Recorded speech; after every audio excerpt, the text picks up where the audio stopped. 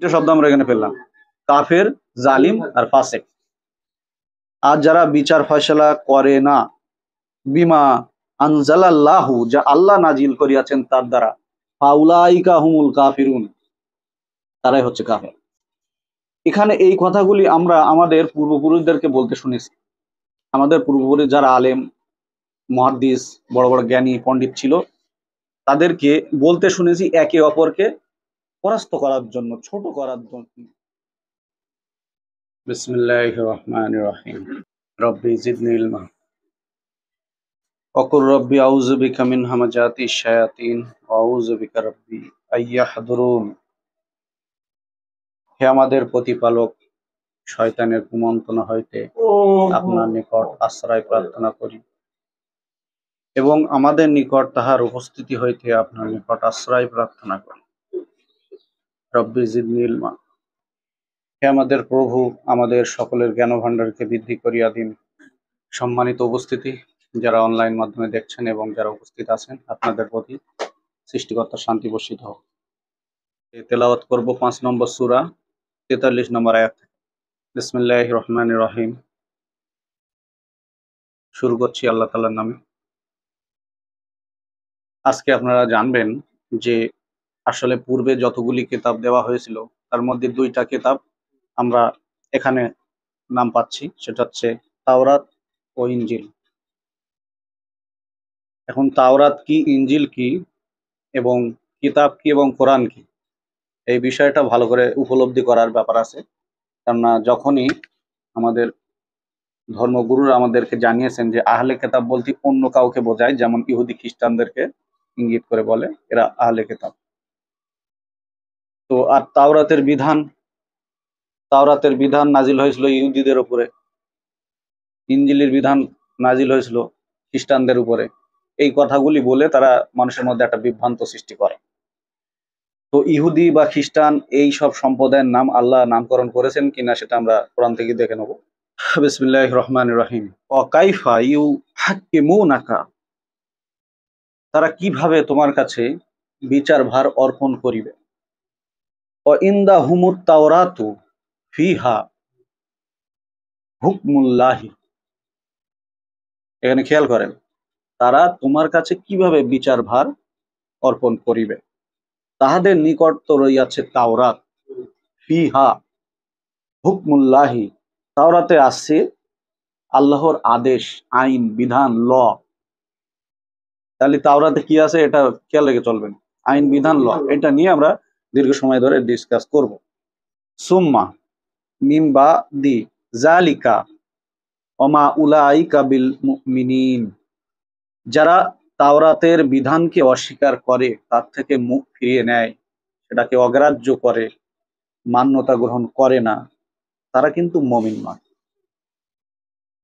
তারা তোমার নিকট কিভাবে বিচার ভার অর্পণ করিবে। এখানে কথাটা ছেঁড়া মনে হচ্ছে না? ছেঁড়া কথা মনে হচ্ছে না যে কথাটা কোথা থেকে আসলো, কে কার উপরে বিচার ভার অর্পণ করছে। এই বিষয়টি শুরু হয়েছে 41 নম্বর আয়াত থেকে, 5-41 থেকে। এখানে 41-এ বলা হচ্ছে, এখানে রাসূলকে উদ্দেশ্য করে বলা হচ্ছে, হে রাসূল, তোমাকে যেন দুঃখ না দেয় যারা দ্রুত কুফরির দিকে ধাবিত হয়, যারা মুখে বলে আমরা ঈমান এনেছি কিন্তু তাদের কলবে ঈমান নাই। একটা বড় প্রসঙ্গ চলে আসছে না? একটা কথা টানলে কিন্তু অনেকগুলো কথা বার হয়, আর সেগুলো মেলাতে মেলাতে শেষ পর্যন্ত যাওয়ার অনেক সময়ের থাকে। অনেক সময় অনেকের ধৈর্য থাকে না, যে এত কথা বলার কি দরকার, 2-1 কথায় বলে দিতে পারে। সবকিছু 2-1 কথায় হয় না। ওই জন্য কিছু বিজ্ঞ ব্যক্তি বলে যে সহজ কথা যায় না বলা সহজ। ওই কোথায় এবং কি এটা আবার রাসূলকে টানতে হলো, কে কোন পর্যায়ের মানুষের মধ্যে পড়ে, তার জন্য এখানে কি যারা দ্রুত কুফরির দিকে ধাবিত হচ্ছে। তাহলে আমরা ছিলাম কোথায়? 43-এ,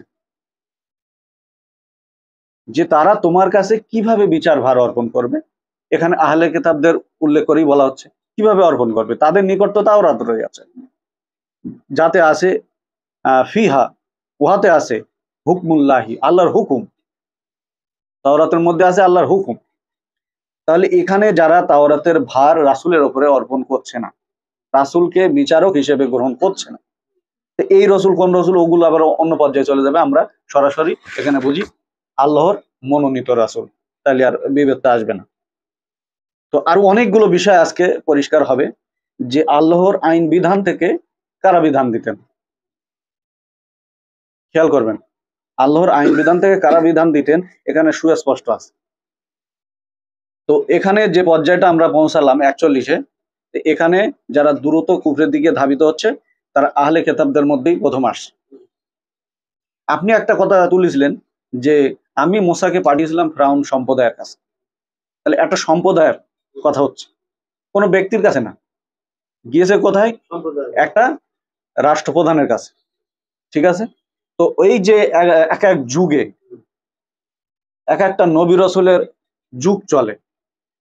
যেমন আমরা আসি কি এখন যেটা ঐতিহাসিক বিষয়, এটা অনেকে মানবে না মানবে, এটা তার ব্যক্তিগত ব্যাপার। যেরকম তাওরাতের যে বিধিবিধান ছিল মুসা নবীজি নিয়ে এসেছিলেন, তার একটা যুগ ছিল ঈসা নবী পর্যন্ত। কি বলি বোঝা গেছে? ঠিক একইভাবে ঈসা নবীর থেকে সালমুন মুহাম্মদ পর্যন্ত একটা যুগ ছিল। এই কালীন যতগুলো মানুষ তার মধ্যে অন্তর্ভুক্ত হয়েছে, মমিন মোত্তাকি হয়েছে, সব ঈসা নবীর অনুসারী ছিল। ঠিক একইভাবে এখন যে সালমুন মুহাম্মদ থেকে যে যুগটা চলছে কিয়ামত পর্যন্ত, সকলেই যা কিছু করবেন সব সালামুন মুহাম্মাদের অনুসারী হবে। হলো এই কিয়ামত পর্যন্ত যতগুলি মানুষ এখন পৃথিবীতে আসবে সকলেই কিন্তু এই, যেহেতু এখানে উম্মদে মুহাম্মাদি বলে, তো এই শব্দ কোরআনে আমরা পাইনি, তো মনে করেন সালামুন মুহাম্মাদের যুগ চলছে, এটা কিয়ামত পর্যন্ত থাকবে। কারণ আল্লাহ পাক ওই জায়গায় বিষয়টা কাট করে দিলেন যে এরপরে আর কোনো কিতাব আসবে না, এই কোরআনের পরে আর কোনো কিতাব আসবে না। আচ্ছা, আমি বিষয়টা আরো সংক্ষিপ্ত করি।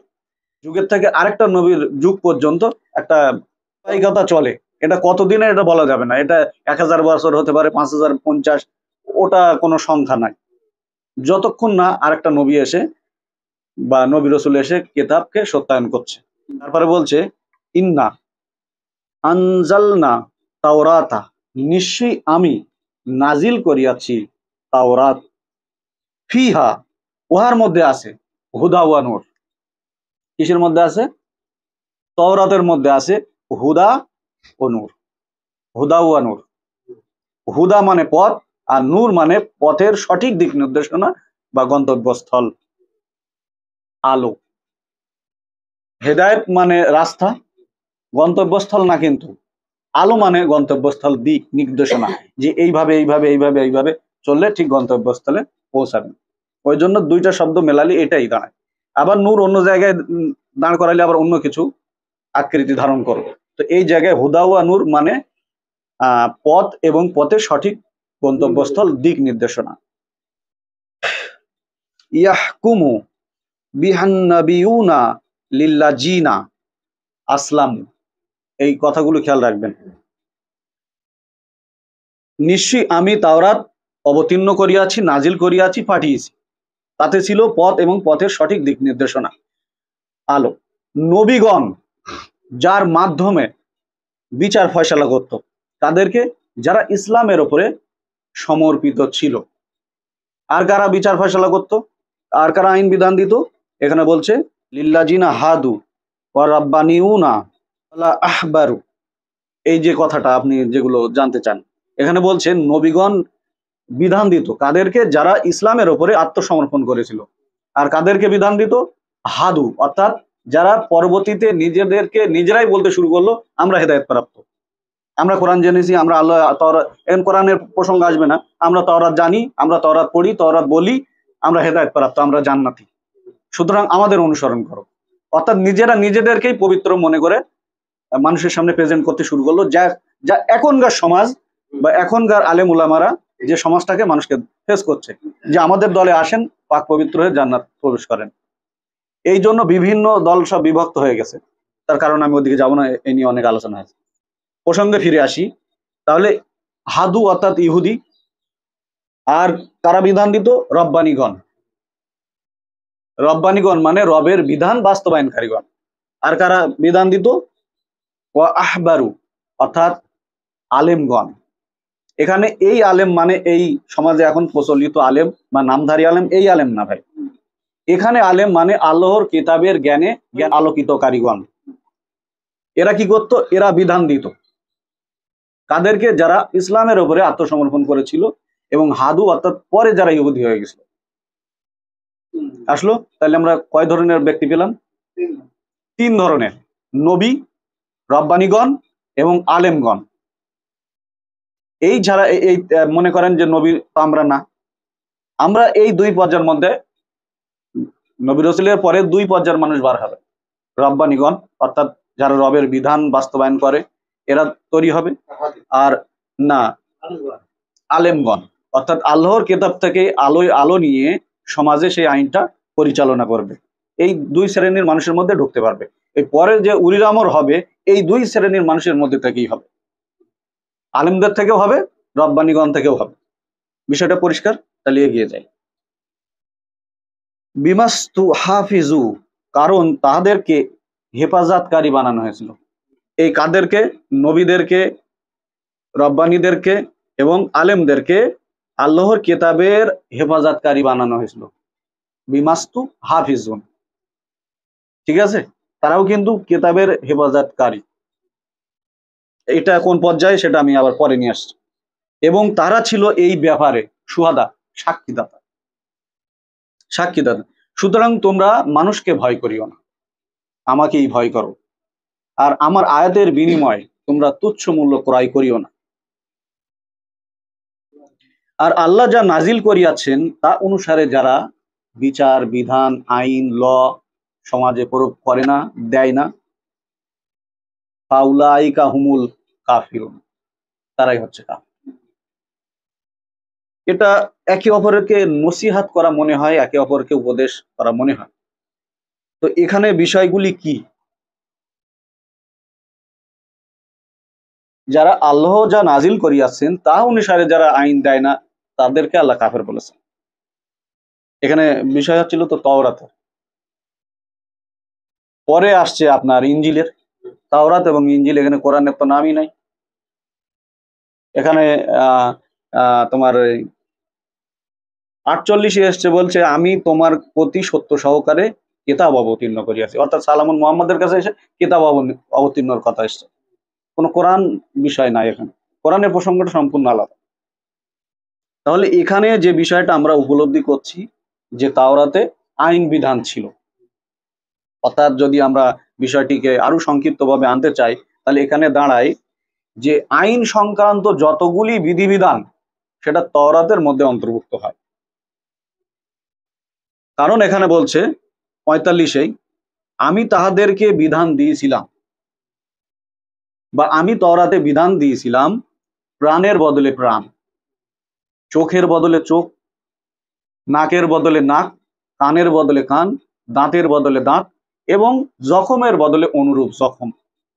আর কেউ যদি ওটাকে ক্ষমা করিয়া দেয় তাতে তার পাপই মোচন হবে। তারপরই এখানে বলছে আল্লাহ যা অবতীর্ণ করিয়াছেন তা অনুসারে যারা আইন বিধান দেয় না তারাই হলো জালিম। তারপরই এখানে 46, আমি আয়াতগুলো না টানলে বিষয় মিলবে না। আমি মরিয়াম তনাই ঈসাকে তাহার পূর্বে অবতীর্ণ তাওরাতের সত্যায়নকারী রূপে তাহাদের পিছনে পাঠিয়েছিলাম। অর্থাৎ নবীগণের যে ধারাবাহিকতা যেটা আমি বলছিলাম, ওই একের পর একজন আসে, তো আমি তাদের পিছনে আমি তাকে পাঠিয়েছিলাম। কারণটা কি? এখানে বলছে তাহার পূর্বে অবতীর্ণ তাওরাতের সত্যায়নকারী রূপে আর মুত্তাকিদের জন্য উপদেশ স্বরূপ, ও তাহাকে আমি ইঞ্জিল দিয়েছিলাম, আর ইঞ্জিলে ছিল পথ নির্দেশনা ও আলো, ফিহা হুদা ওয়া নূর। সেই একই কথায় ইঞ্জিল অনুসারীগণ যেন আল্লাহ ইঞ্জিলে যা অবতীর্ণ করিয়াছেন তা অনুসারে বিধান দেয়, আর আল্লাহ যা অবতীর্ণ করিয়াছেন তা অনুসারে যারা বিধান দেয় না তারাই ফাসিক। তাহলে 3টে শব্দ আমরা এখানে পেলাম, কাফের, জালিম আর ফাসিক। এখানে কোরআনের প্রসঙ্গ আসছে কি? প্রসঙ্গ আসলো কি? তাওরাতের এবং ইঞ্জিলের। এখানে কিছু কথা না বললে নয়, ওই জন্য আমি এখানে বলছি যে এই যে কথাটা আমরা সমাজে মানুষকে বলতে শুনি, যারা আমার আয়াত সমূহের বিনিময় সামানান কালিলা তুচ্ছ মূল্য ক্রয় করে, অমাল্লামা ইয়াহকুমু, আর যারা বিচার ফয়সালা করে না, বিমা আনজালাল্লাহু, যা আল্লাহ নাজিল করিয়াছেন তার দ্বারা, ফাউলাইকা হুমুল কাফিরুন, তারাই হচ্ছে কাফের। এখানে এই কথাগুলি আমরা আমাদের পূর্বপুরুষদেরকে বলতে শুনেছি। আমাদের পূর্বপুরুষ যারা আলেম, মুহাদ্দিস, বড় বড় জ্ঞানী পণ্ডিত ছিল, তাদেরকে বলতে শুনেছি একে অপরকে পরাস্ত করার জন্য, ছোট করার জন্য। এখান থেকে মৌলিক বিষয় শুরু হচ্ছে। আমরা আমাদের গুরুজনদেরকে বলতে শুনেছি একে অপরকে ছোট করার জন্য। তুমি তো কোরআন মানো, তুমি তো বলছো ইসলামের ওপর চলছি, তুমি এই আয়াত মানো। আল্লাহ এখানে বলছে যারা আল্লাহ আইন বিধান অনুসারে যারা বিচার ফয়সালা করে না তারা কাফের। তা তুমি যাও আগে, মমিন হতে গেলে তো তোমার সংবিধান চেঞ্জ করতে হবে। ভালো করে খেয়াল করতে হবে বিষয়গুলি। মমিন হবে, মুসলমান হবে, সব ছুটে পালাবে না। তোমরা তো বলছো যে আমরা অমুক ধর্ম কেন করছি, এটা বোঝো কেন। এটা আমাদের কাছে একটা যেন মহড়া হয়ে গেছে, একে অপরকে পরাস্ত করার জন্য, একে অপরকে ধাক্কা দেওয়ার জন্য, একে অপরকে কষ্ট দেওয়ার জন্য এই ধরনের শব্দ আমরা ইউজ করি। আচ্ছা, এই বিধানগুলি কে কাকে দেবে এবং কে কাকে বলবে? এটা কি কোনো ধার্মিক গ্রন্থ? এই কেতাবটা কি আজকে মনে হচ্ছে কি ধার্মিক গ্রন্থ?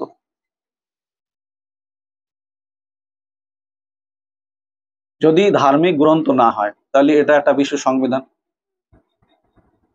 আল্লাহ বলছে জিক্রুল আলামিন, বিশ্ব সংবিধান বা বিশ্ব জিকির, বিশ্ব স্মরণিকা।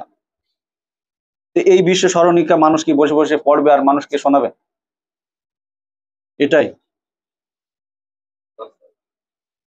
তো। এখানে আমরা যদি আইন রুলস দেখি বা ল দেখি তাহলে কি বুঝবো? একটা মানুষের পানিশমেন্ট দেওয়ার জন্য দুইটাইতে যথেষ্ট ছিল। এই যে 45 পড়লাম, তোমার 5 নম্বরে 45 পড়লাম যে আমি তাদেরকে বিধান দিয়েছিলাম প্রাণের বদলে প্রাণ। তারপর এখানে বলছে ওয়াল আইনি বিল আয়না, অর্থাৎ আইনি মানে আর কি চোখ, চোখের বদলে চোখ, নাকের বদলে নাক, কানের বদলে কান, দাঁতের বদলে দাঁত, জখমের বদলে অনুরূপ জখম। কিন্তু আমরা যদি একটু ল দেখি তাহলে আমাদের দুইটা আইন যথেষ্ট ছিল, প্রাণের বদলে প্রাণ এবং জখমের বদলে অনুরূপ জখম। কারণ আমার বডির মধ্যে দুইটাই তো জিনিস মৌলিক দাঁড়াচ্ছে, এক প্রাণ হত্যা আর জখম। সে চোখ যাক, দাঁত যাক, চুল যাক, কান যাক, এইটা প্রসঙ্গ না। কিন্তু আল্লাহ তার আইনকে বিস্তারিতভাবে, সুবিস্তারিতভাবে ভেঙে ভেঙে আমাদেরকে বর্ণনা করে দিচ্ছেন যে একটা আইন ভাঙলে কতগুলি রুলস তৈরি হতে পারে। এগুলো ইংলিশে বলে ডিভাইডেড রুলস। কেন বলছি? এটা হচ্ছে সহজ বাক্য। এই সহজ বাক্যে একটা আইন যদি আমি ভাঙি, কোটি কোটি শব্দ তৈরি হবে। এবং আমি যদি এখন থেকে এই পাঁচটা যেটা আমি বললাম পাঁচটায় দাঁড়াই, জীবন, চোখ, নাক, কান আর দাঁত পাঁচটায় দাঁড়ায়, আর জখম পাঁচটায় দাঁড়ায়। তো এখন যদি আমি এই প্রাণ সম্বন্ধে লিখি যে প্রাণের বদলে প্রাণ, শুনতে কত সুন্দর লাগলো। কেউ যদি বলে কোরআনে যা আছে হু হবু ওইভাবে বিচার ফয়সালা করতে হবে, ওর মতো মূর্খ জাহিল আর পৃথিবীতে নাও থাকতে পারে। কারণ ও বোঝেই না শব্দ কিভাবে বাস্তবায়ন ঘটে। ওইভাবে হয় না। কারণ আমরা বাংলাভাষী, যখন আমরা এটা বাস্তবায়ন করব এর প্রতিক্রিয়া হাজারো কোটি দাঁড়ে উঠতে পারে। ইংলিশে যদি বাস্তবায়ন করি তো হাজারো কোটি শব্দ তৈরি হবে এই সম্বন্ধে। কি এই প্রাণের বদলে প্রাণ, কারণ প্রাণটা কিভাবে গেছে বিচার তো আপনি করবেন। মনে করেন আমাদের স্যার বিচারক, কারণ প্রাণের বদলে প্রাণ। ধরো তুমি, আমি তোমাকে মেরে ফেলেছি, গাড়ি নিয়ে উঠছি আর তুমি আসছিলে, হঠাৎ আমি তোমার গাড়ি তুলে দিচ্ছি, তুমি ডেট। বিচার দিল তোমার পিতামাতা, বিচার করে দাও। দেখা যাচ্ছে বড় ভাই বসে বসে ডাল কাটছিল, তলাতে একজন আসছিল, হুট করে মাথায় পড়ে মারা গেল, উনি বিচার দিয়েছে প্রাণের বদলে প্রাণ, বিচার দাও। উনি আসছিল একটা রডের গাড়ি চালিয়ে, হঠাৎ এখন একজন সাইকেল নিয়ে ওনার সামনে এসে গেল, ধুয়ে গেল, পেটে মরে গেল, এখন উনি বিচার দিয়েছে, বিচার করো। এই এই ধরনের হাজারো কোটি কোটি মৃত্যু হতে পারে বিভিন্ন পন্থায়, বিভিন্ন ভাবে। কি বলি, বোঝা গেছে? তো এই যে ডিভাইডেড রুল, ওই উকিলির সংবিধান তো আমাদের দেশে একটা, উকিলির ঘরে গিয়ে এরকম হাজারো বই পুস্তক কেন দেখেন? ওই প্রত্যেকটা আইনের ডিভাইডেড রুলস, ওই ধারা শুধু না, ধারা অনুসারে একটা আইনের কতগুলো ডিভাইডেড রুলস হতে পারে। ওর পরে কি শেষ হয়ে গেছে? হয়নি। তারপর কি হবে? ওই জখমের বদলে অনুরূপ জখম মানে কি? এবার পানিশমেন্ট হবে, যে কোন ধারা অনুসারে কতটা সে সীমালঙ্ঘন করেছে কিভাবে করেছে, এই তথ্য প্রমাণের ভিত্তিতে তাকে বিচার করতে হবে। আর যেটা ওই আসলে যে পুতুলের চোখে যে পট্টি বাঁধা থাকে, এটা মেনে নেওয়া যায় যে জজ যখন বিচার করে তখন সে অন্ধ। মনে করেন যখন ক্রাইম হয়, অন্যায় হয়, তখন কিভাবে হয়? সবসময় অন্যায়কারী বাঁচার জন্য উকিল ধরবে, সে মার্ডারকারী হোক, ধর্ষণকারী হোক, ধরবে কিনা? সে জজকে কিনে নেওয়ার চেষ্টা করবে। তখন কি হবে বিষয়টা? উকিল ঘুরিয়ে দেবে না কেস, উল্টো পাল্টা সাজাবে না? এখন যদি ওই জজ সাহেব ওই ভিত্তিতে বিচার করে তাহলে কি হবে? তাহলে জজ সাহেব যা বিচার করবেন সেটা হচ্ছে তথ্য প্রমাণের ভিত্তিতে। দুনিয়ায় আসলে সঠিক বিচার কখনোই হয় না, কোনো না কোনো খামতি থেকে যায়। কিন্তু আল্লাহ ওই জন্য দ্রুত তোমার ল প্রয়োগ করতে বলেন। অনেক কিছু জানা বোঝার পরে, অনেক কিছু প্রমাণ তথ্য দেওয়ার পরে একটা বিচার হয়। আর যারা বলে তাৎক্ষণিকভাবে এক্ষুনি এ হয়েছে বিচার হয় না, কেন? আইন সম্বন্ধে বোঝে না, তাই ওই জন্য এসব কথাবার্তা বলে। তো আমরা দেখছি এখানে মানুষের জীবনের চলার জন্য এই 5টা পানিশমেন্ট যথেষ্ট। এইটা ভাঙলে 5,000 কোটি কেন, 50,000 কোটি হয়ে যাবে। জীবনের সঙ্গে এই যে জখমের বদলে জখম, দেখা যাচ্ছে কেউ কারো চড় মেরেছে, কত জোরে চড় মেরেছে, চামড়া উঠে গেছে কিনা, কোন কারণে চড় মেরেছে, বিভিন্ন প্রক্রিয়া আছে, সেগুলো সব তদন্ত করা হবে। তো এই যে প্রক্রিয়াগুলি, এইগুলি কি অকার্যকর হয়ে গেছে? এগুলি কি মানসুখ করা হয়েছে? আল্লাহ কথাও বলেছে যে বিধিবিধান মানসুখ করা হয়েছে, এ তো প্রসঙ্গই আসে না। কারণটা এখানে আমি বলি, এখানে যখন আমরা 46 নম্বর আয়াত পড়ছি, ওয়াকাইফা ইনা আলা আশারিহিম, যে আমি মরিয়াম তনাই ঈসার পূর্বে অবতীর্ণ তাওরাতের সত্যায়নকারী রূপে তাদের পিছনে পাঠিয়েছিলাম। তারপর এখানে বলছে মুসাদ্দিকাল লিমা বাইনা ইয়াদাইহি মিনাত তাওরাতি, মুসাদ্দিক করতে, সত্য প্রতিপন্নকারী হিসাবে আমি তাকে পাঠিয়েছিলাম। কোন জিনিসটা? ও আতাইনা হুমুল ইনজিল ফিহা, অর্থাৎ ইনজিলেও ছিল ফিহা হুদা ওয়া নূর, হেদায়েত এবং হেদায়েতের যে গন্তব্যস্থল, রাস্তা এবং রাস্তার গন্তব্যস্থল, কোন ভাবে চললে, কিভাবে চললে সঠিক গন্তব্যস্থলে পৌঁছাবে, সেটাও ছিল কোথায়? ইনজিলে। এখন বিষয়টা হচ্ছে ইনজিল দিয়ে তাওরাতকে কিভাবে সত্যায়ন করছে। এখন ধরে নেন আইন দিয়ে, আইন ছাড়া অন্য কিছুই বোঝা যায় না। এখন মনে করেন যে এখানে প্রাণের বদলে প্রাণ লেখা হয়েছে তাওরাতে, এখন ইনজিলে যদি প্রাণের বদলে চোখ লেখা হয়, তাহলে বিষয়টা কি? এটা পরস্পরের সবিরোধী হবে। যদি এখানে প্রাণের বদলে প্রাণ লেখা আছে, ঠিক যদি ইনজিলে অন্য কিছু লেখা থাকে, প্রাণের বদলে প্রাণ না চোখ, তাহলে এটা কি হবে? পরস্পরের সবিরোধী হবে। আবার এখানে লেখা আছে চোখের বদলে চোখ, এখন চোখের বদলে যদি কান লেখা থাকে ইনজিলে, তাহলে কি হবে? সবিরোধী হবে না? পরস্পর সবিরোধী হবে তো। ঠিক একইভাবে যতগুলি কেতাব আল্লাহ পৃথিবীতে পাঠিয়েছেন, প্রত্যেকটার আইন বিধি একই ছিল, মৌলিক ল একই ছিল, না তো সত্যায়ন হবে না। হ্যাঁ, সালামুন মুসার পরে ঈসা যখন এসছে, সালামুন মুসা যা নিয়ে এসেছিল আমি সমর্থন করি, ওইটা আল্লাহর পক্ষ থেকে এসেছিল। ঠিক একইভাবে সালামুন মুসা পরে সালামুন মোহাম্মদ যখন এসছে, ঠিক একইভাবে ঈসাকে সত্যায়ন করেছে যে সালামুন ঈসা ইনজিল নিয়ে এসেছিল, এটা সত্য। হাতাও ছিল ফি হুদা ওয়া নূর, হেদায়েত ছিল, পথ নির্দেশনা ছিল মানুষের জন্য। কি? এই আল্লাহর আইন বিধি বিধান দিয়ে এইভাবে বিচার ফেসলা করতে হবে। এখন যে সমস্ত বিধিবিধান একটা কেতাবের মধ্যে আল্লাহ এনে দিয়েছেন, পৃথিবীর শুরু থেকে যতগুলি বিধিবিধান পাঠিয়েছেন আল্লাহ একটা কেতাবের মধ্যে দিয়েছেন। আচ্ছা, এই তওরাতের বিধান আমরা কোথায় পড়ছি? আল কেতাব আল কোরআনে তো, এখানে পানিশমেন্ট আছে তো, তাদের জন্য যে পানিশমেন্টটা ছিল একই পানিশমেন্ট আছে তো, ইনজিলে যে পানিশমেন্ট ছিল এর মধ্যে এসে গেছে তো, আছে না? এসে গেছে। এবার তারপরে এখানে কি বলছে দেখেন, ওয়ালা ইয়াহকুমু আহলুল ইনজিল, ইনজিল অনুসারীগণ যেন বিমা আনজালাল্লাহু ফিহা, আল্লাহ ওহাতে যা নাজিল করিয়াছেন তার দ্বারা, অমাল্লামা ইয়াহকুমু বিচার ফয়সালা করে, বিমা আনজালাল্লাহু যা আল্লাহ নাজিল করিয়াছেন তার দ্বারা, ফাউলাইকা হুমুল ফাসিকুন, অর্থাৎ সেই বিষয়টা ঘুরে ফিরে একই জায়গায় আসে, যে ইনজিলের মধ্যে আল্লাহ পাক যা নাজিল করিয়াছেন তা অনুসারে যারা বিচার ফয়সালা করে না, তারা কি আছে? তাহলে হলো। তাহলে এখন যারা বিচার ফয়সালা করবে তাদের কি দিয়ে বিচার করবে? তাওরাত, ইনজিল, জবুর, ইনজিল যা কিছু কোরআন বলেন সবই তো একই বিধিবিধান প্রকাশ করছে। যা আল্লাহ নাজিল করেছেন, তওরাত কি আল্লাহ নাজিল করেননি? ইনজিল কি আল্লাহ নাজিল করেননি? কোরআন কি আল্লাহ নাজিল করেননি? এই কিতাবুল্লাহ এটা কি আল্লাহ নাজিল করেননি? তার মধ্যে যা কিছু আছে আল্লাহ এক জায়গায় একরকম বলেছে, আরেক জায়গায় আরেক রকম বলবেন, এরকম কি হতে পারে? হয়তো আমাদের মধ্যে জ্ঞানের স্বল্পতা থাকতে পারে, অনেক সময় খেয়াল থাকে না, আমরা মনে করি সেই অমুক কিতাবে আছে হয়তো, অথচ দেখা যাচ্ছে আমার অজান্ত অন্য জায়গায় থাকতে পারে। অনেকগুলি বিধিবিধান আপনার 10 বছর পরে প্রকাশ হতে পারে, অথচ আপনি পড়েছেন, এমনও হতে পারে সেটা আপনি উপলব্ধি করেননি, এমনও হতে পারে।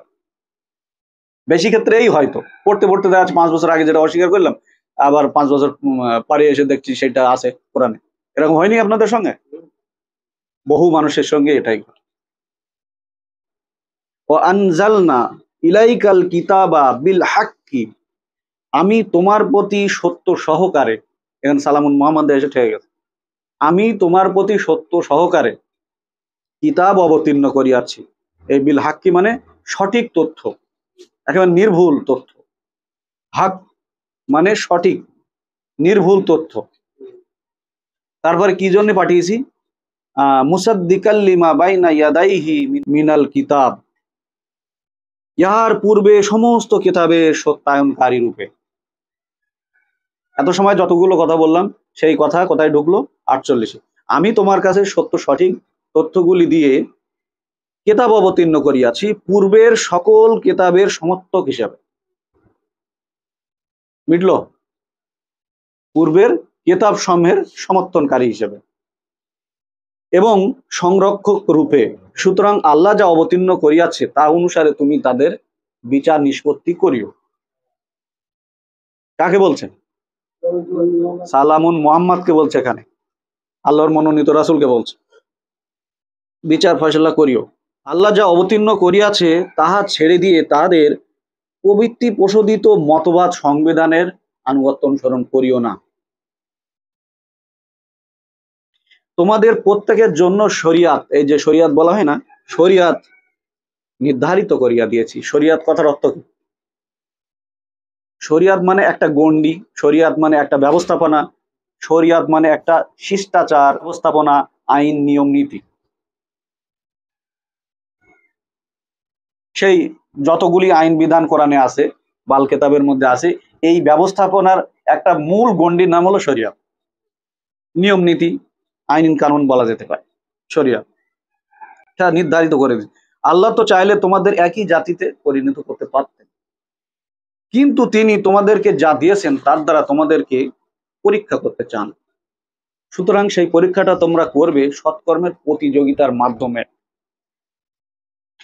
আল্লাহর দিকেই তো তোমাদের সকলের প্রত্যাবর্তন, ফিরে আসতেই হবে। আল্লাহ নিকট তোমাদের সকলের প্রত্যাবর্তন, ফিরে আসতেই হবে। আর তোমরা যে যে বিষয়ে মতভেদ করছিলে তিনি তোমাদেরকে অবহিত করিবেন।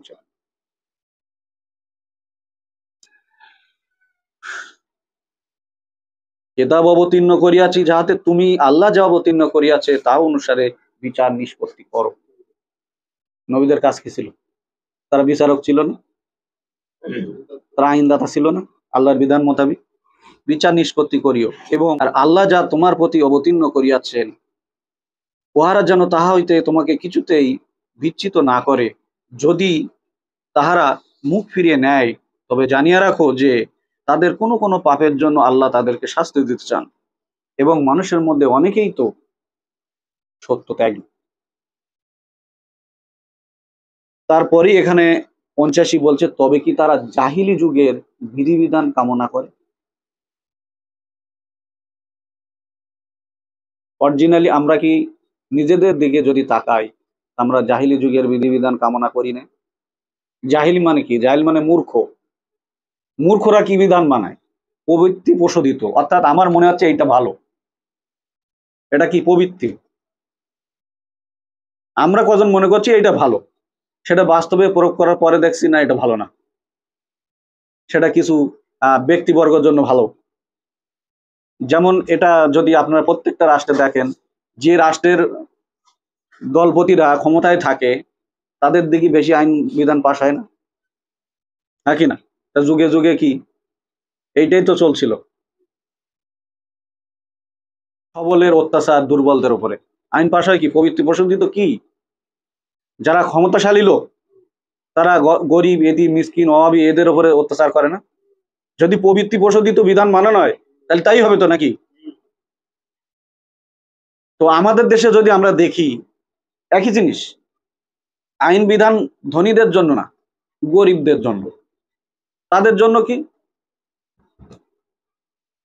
খেয়াল খুশি, আমাদের যা ইচ্ছাই করো। অরিজিনালি আপনার একটা কেস যদি হয়, আপনার ওই ওখানে গিয়ে গিয়ে সে কেস যদি সঠিকও না হয়, আপনার ওই কোর্টের এবং উকিলের পেছনে ঘুরে ঘুরে আপনার জুতো খাইয়ে যাবে। আর এক একটা বড় বড় কোম্পানির হাজার হাজার কেস আছে, ওদের কোম্পানির মালিক কোনোদিন কোর্টেই জাতি হয় না।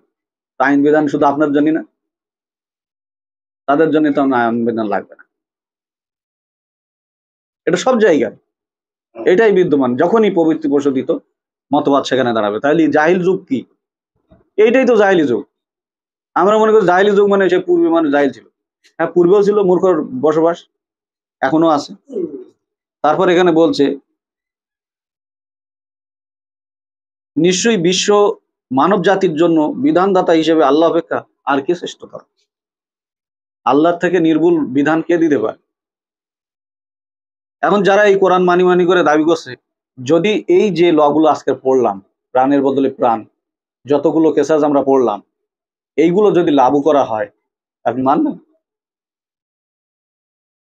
যে বিধিবিধান আমরা কার্যকারী করার বদলে আমরা একে অপরকে দেখাচ্ছি, ভাই তুমি তো মানো না, আমি তো মানি, ওরা মানে না, ও মানে, দেশের সংবিধান মানছে না, দেশের আইনপতিরা মানছে না, ওরাও তো পড়েছে কোরআন, বড় বড় আলেমরা মানছে না, কেন তুমি আইন দিচ্ছ যে ওরা তো কোরআন অনুসারে বিধান দেয় না, তারাই কাফের? কিন্তু একটা বলার কথা অন্যকে পরাস্ত করার কথা এসে যাচ্ছে। আপনার কাজ কি ছিল? রবের বিধান বাস্তবায়নকারীগণ হও, না তো আলেম হও, নাকি? তাহলে এইগুলো হওয়ার জন্য আপনি কি কোনো সংকল্প নিয়েছিলেন? নিয়েছিলেন? কেউ নিয়েছেন? যদি না নেন, আপনার বিচার বিসম্বারের ভার যদি এই আলেমের কাছে কিংবা রব্বানির কাছে আপনি যদি আত্মসমর্পণ না করেন, তাহলে ওই জায়গাটা কি তৈরি হবে? হবে? আপনি মমিন হবেন? ওই তো 41 পড়লাম না, তারা মুখে বলে আমরা ইমান এনেছি, কিন্তু অন্তরে বা কলবে তাদের ইমান নাই।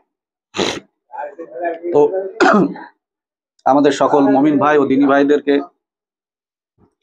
এই বিষয়টি নিয়ে একটু চিন্তা ভাবনা করতে বলবো, যে আমরা বিতর্কের থেকে দূরে আসি, বিতর্ককে আমরা এড়িয়ে চলি, উপেক্ষা করি। বিতর্ক কোনোদিন সমাধান আনে না, বিতর্ক আনে অশান্তি।